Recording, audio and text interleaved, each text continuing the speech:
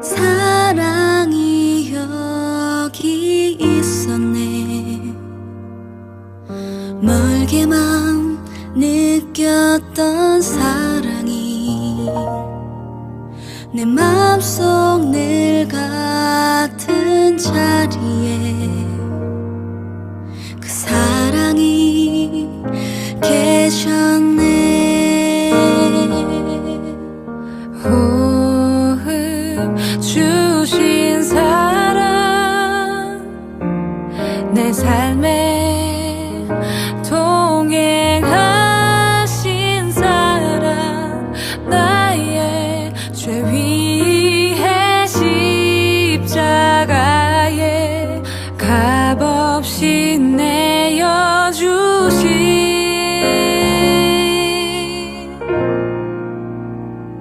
그 사랑, 그 사랑을 아는 것. 오늘 우리에게 주신 하나님의 말씀은 히브리서 10장 19절부터 25절까지 말씀입니다.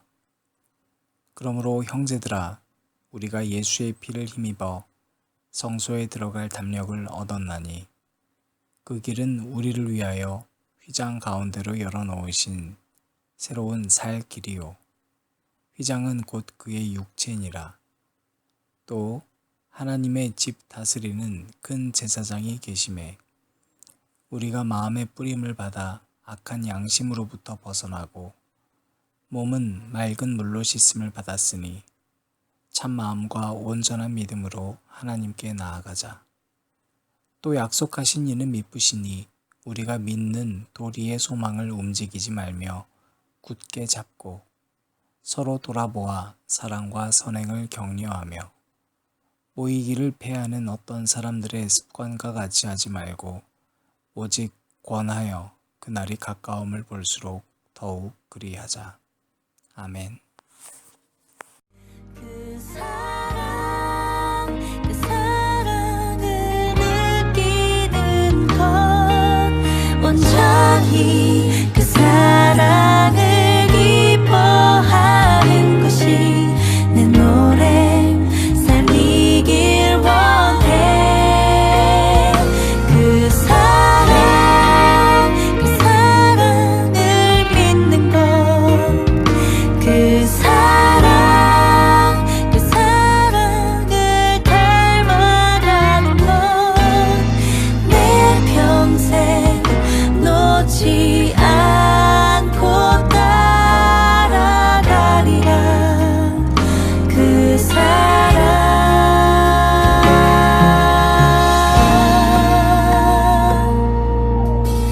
사랑이 여기 있었네. 멀게만 느꼈던 사랑이 내 맘속 늘 같은 자리에 그 사랑이 계셨네. 호흡 주신 사랑, 내 삶에 동행하신 사랑, 나의 죄 위해 십자가에 값없이 내어주신. 오늘도 우리 주님의 크신 은혜가 저와 여러분에게 함께 하시기를 바랍니다. 한때 제가 유행어 가운데서 기억나는 말이 있습니다. 바로 공간을 지배하는 자, 시간을 지배하는 자, 이런 유행어가 있었던 것 같습니다. 아마도 이 말이 런닝맨이라고 하는 프로그램에서 나왔던 말인 것 같았어요.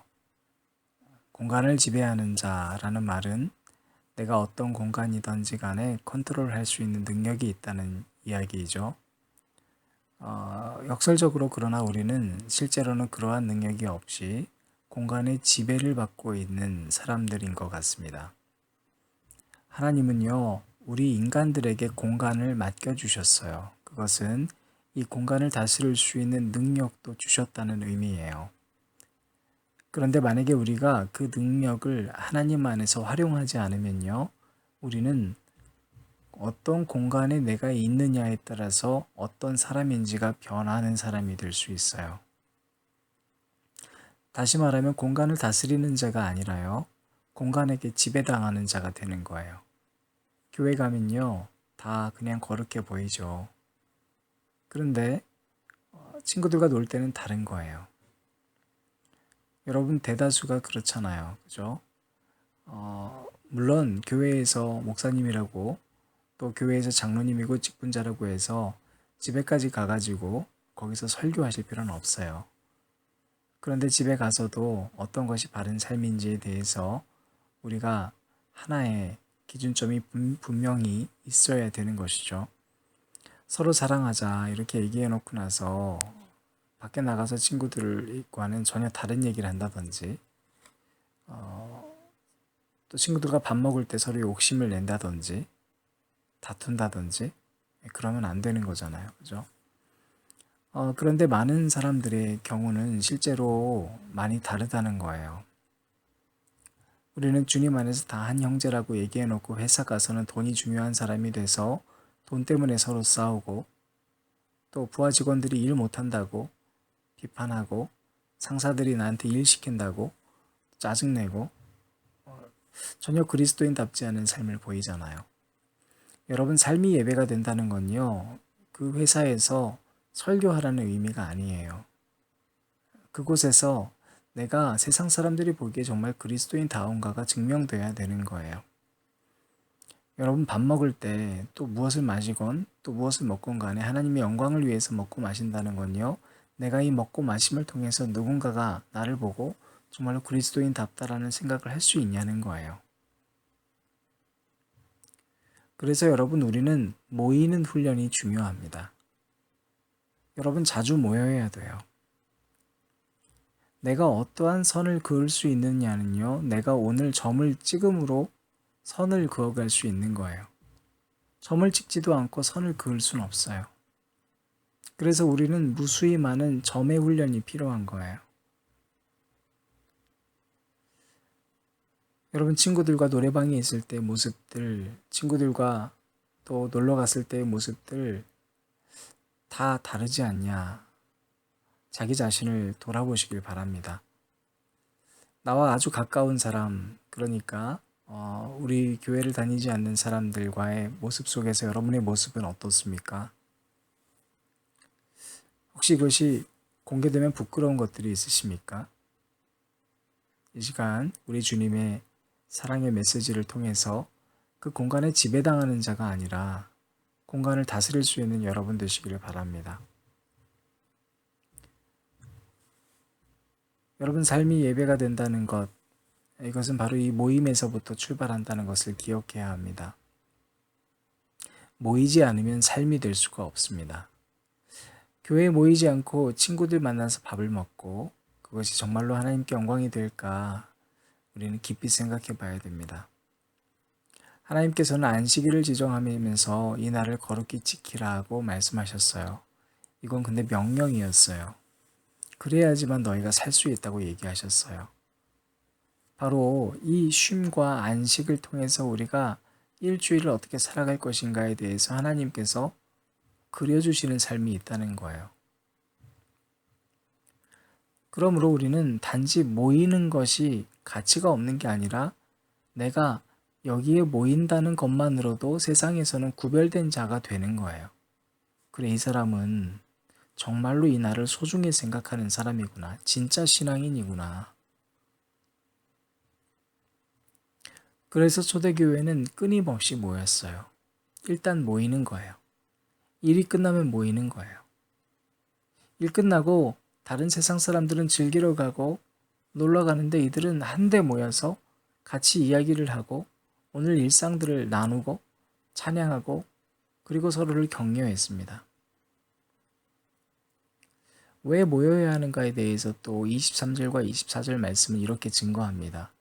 또 약속하신 이는 미쁘시니 우리가 믿는 도리에 소망을 움직이지 말며 굳게 잡고 서로 돌아보아 사랑과 선행을 격려하며.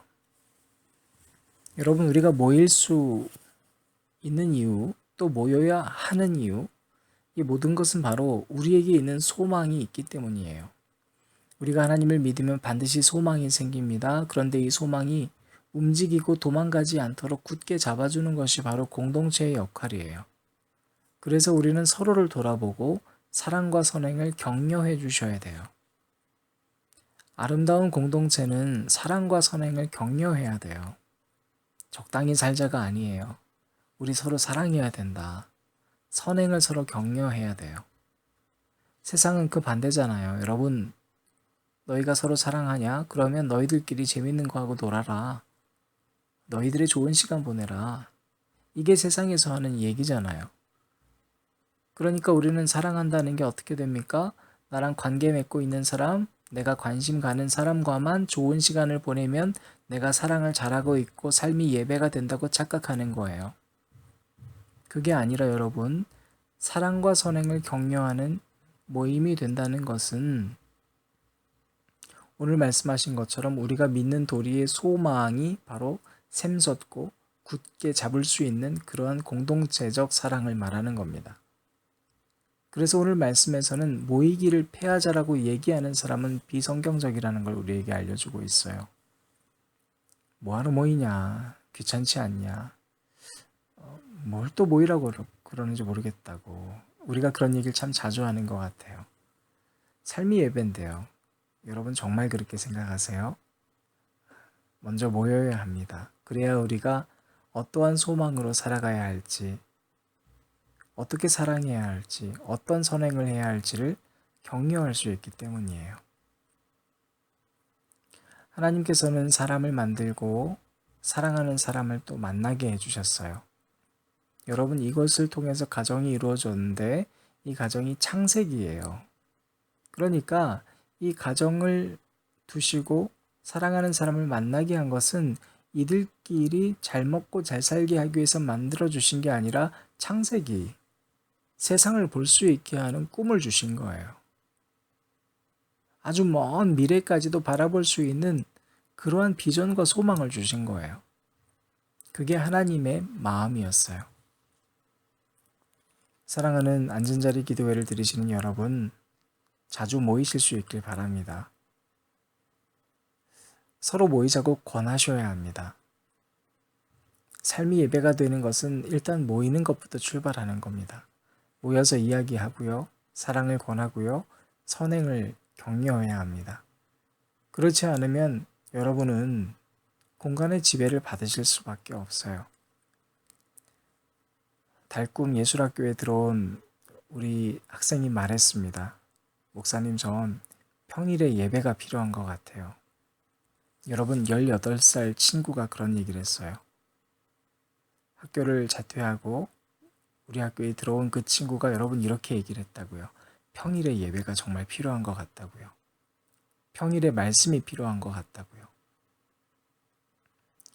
우리 이 친구 이번 주 토요일 11시에 입학식을 합니다. 여러분 많이 오셔서 축복해 주시기를 진심으로 바라고요. 그 전에 여러분들이 이번 한 주 동안 나는 어떤 공간에서 그렇게 살아가고 있는지, 내가 생각하고 있는 이 사랑이라는 게 정말 맞는 사랑인지 잘 생각해 보시길 바랍니다. 여러분을 통해 공간이 아름답게 바뀌어 가고 있는지, 아니면 공간의 지배를 받는 여러 인격의 사람들을 만나고 계신 건 아닌지 돌아볼 수 있는 귀한 시간 되시기를 주님의 이름으로 축원합니다.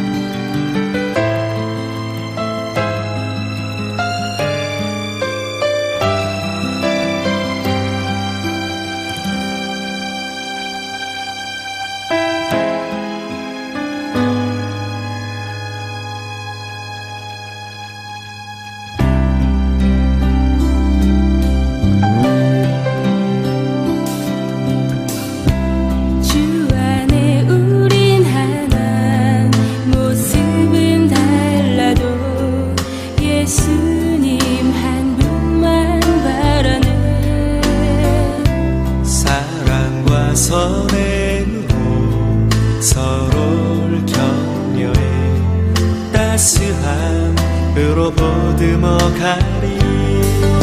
주님 우리 안에 함께 하시니 형제 자매의 기쁨과 슬픔 느끼네.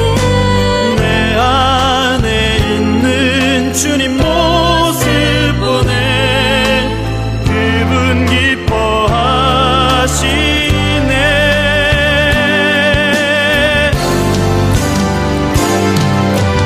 주님을 통해 계획하신 일 부족한 입술로 찬양하게 하시니 주님을 통해 계획하신 일 너를 통해 하신